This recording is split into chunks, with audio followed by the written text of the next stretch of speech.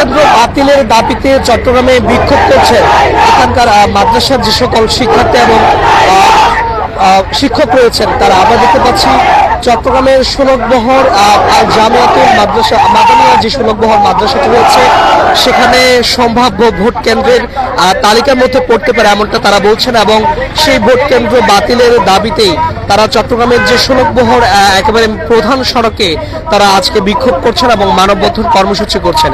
আমরা দেখতে পাচ্ছি ঠিক চট্টগ্রাম ষোলকবহর আল মাদানিয়া মাদ্রাসার যে সকল শিক্ষার্থী এবং শিক্ষকবৃন্দ রয়েছেন তারা সবাই এই বিক্ষোভে অংশ নিয়েছেন, এবং তাদের যে দাবি এই যে চট্টগ্রামের ষোলকবহর ৮ যেই ৮ নং ওয়ার্ড সেটিতে মূলত গেল ২০ বছর ধরে ভোট কেন্দ্র হয়নি, তবে এই বছরের একেবারে চূড়ান্ত তালিকায় এটি ভোট কেন্দ্র হওয়ার কথা রয়েছে। এবং তারা বলছিলেন যে এখানে যে সকল শিক্ষার্থীরা রয়েছেন সে সকল শিক্ষার্থীরা বিশেষ করে একই যে ৩,০০০-এরও অধিক শিক্ষার্থী রয়েছেন তারা একই জায়গায় পাঠদান করেন এবং একই জায়গায় তারা আবাসস্থল অর্থাৎ আবাসিক যে ব্যবস্থা সবকিছু মিলিয়ে তাদের যে শিক্ষা ব্যবস্থা এবং একই সাথে এই ৩,০০০ শিক্ষার্থীদের থাকার যে সুযোগ সুবিধা সেটা অত্যন্ত সংকুচিত, এবং একই সাথে এখানকার বিভিন্ন ধরনের ধার্মিক গ্রন্থ যেগুলো রয়েছে সেগুলো সবকিছু এবং পরিবেশ রক্ষার্থে তারা এই যে ভোট কেন্দ্র সেটিকে বাতিলের যে কর্মসূচি বাতিল করার যে দাবি সেটা আসলে জানাচ্ছেন। তারা জানাচ্ছেন যে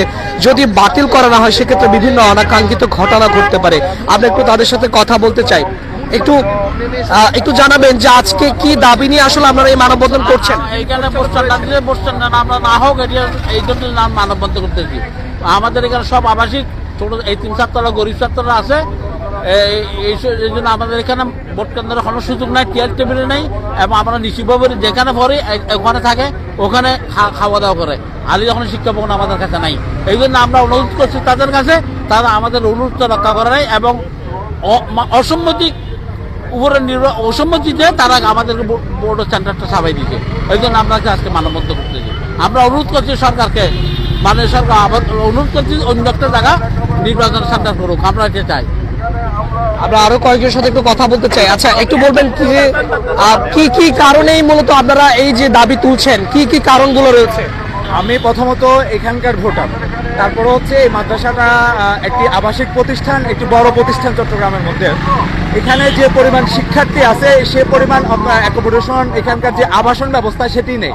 যেখানে শিক্ষার্থীরা পড়াশোনা করেন সেখানেই শিক্ষার্থীরা রাত্রি যাপন করেন এবং সেখানে শিক্ষার্থীরা খাওয়া দাওয়া করেন। এমন পরিস্থিতিতে আসলে এই প্রতিষ্ঠানটিতে ভোট কেন্দ্র কিভাবে ওনারা প্রস্তাবনাতে আনেন আসলে এটা আমাদের বোধগম্য নয়। ভোটের অন্যতম একটি অনুষঙ্গ হচ্ছে এখানে চেয়ার টেবিলের প্রয়োজন। এখানে কোনো ধরনের চেয়ার টেবিলেরই ব্যবস্থা নেই। মাদ্রাসার শিক্ষার্থীরা হচ্ছে ফ্লোরে বসে পড়াশোনা করে। তো ওই জায়গাটা এখানে কিভাবে নির্বাচন কমিশনার যারা সংশ্লিষ্ট দায়িত্বশীলরা আছেন তারা এখানে কিভাবে এই ভোট কেন্দ্রটা দিচ্ছেন বা প্রস্তাবনায় রাখছেন, এটা আসলে এটা একটা বিগত আমরা ২০ বছর যাবত কখনোই দেখিনি যে এখানে ভোট কেন্দ্র ছিল। এটা এক ধরনের যে এখানে কমি মাদ্রাসাগুলোতে আমরা যেটা জানি সেটা হচ্ছে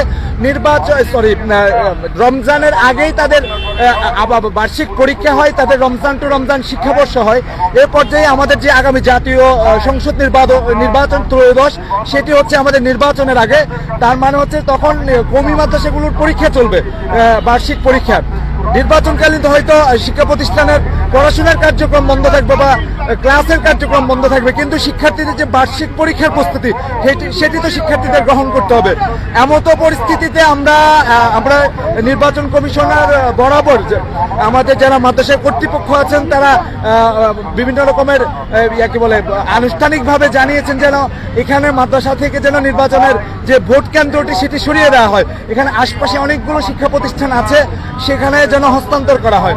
সর্বশেষ আমরা যতটুকু দেখলাম, আমিও যতটুকু কথা বলে দেখলাম যে আসলে নির্বাচন কমিশনের যারা দায়িত্বপ্রাপ্ত ব্যক্তি আছেন তারা শুধুমাত্র আশ্বাসই দিয়ে যাচ্ছেন যে আমরা বিষয়টা দেখছি, আমরা দেখবো, এমনটাই করছে।